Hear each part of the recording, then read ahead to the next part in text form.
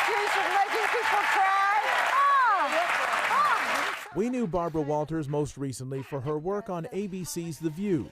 For 10 years, she held court on the show she created and produced. But she'll likely be remembered best for her interviews. Must-see TV for half a century. You could be sent to prison. Are you scared? Who wouldn't be scared? She had a knack for getting famous people to open up. Sometimes that meant curling up on a couch, having a picnic, or going for an afternoon drive.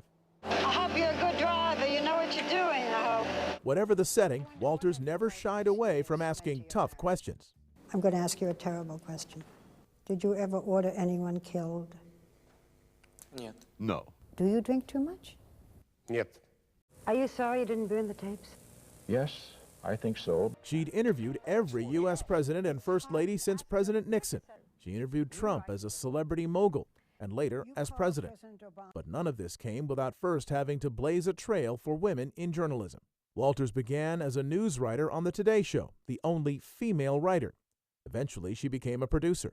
I was the only female producer with 6 men.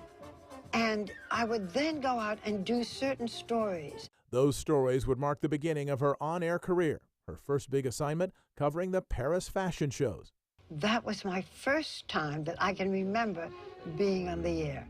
Would you tell me, was this a very trying experience for you? Frank, it was awful. I mean, first of all, every day I had to go and look at fashion shows. And then I had to have lunch at Maxime's and drink champagne. And then I had to smell all the perfume at Dior. Walters' quick wit, intelligence, and ease on camera would lead her to the anchor desk. Harry Reasoner. Barbara Walters. In 1976, history was made when ABC hired her as the first female co-anchor of a network news program. How big of a deal was this?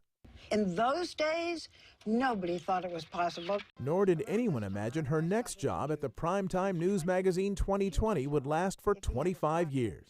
Barbara, I must say it's nice to share the desk with you again. Born in Boston, a shy, bookish girl, Walters graduated from Sarah Lawrence College with a degree in English. In 1968, with her second husband, she had her only child, Jackie. Like so many women, Barbara Walters struggled with the balance of career and family. I look back and I think, I wish I had been with her more.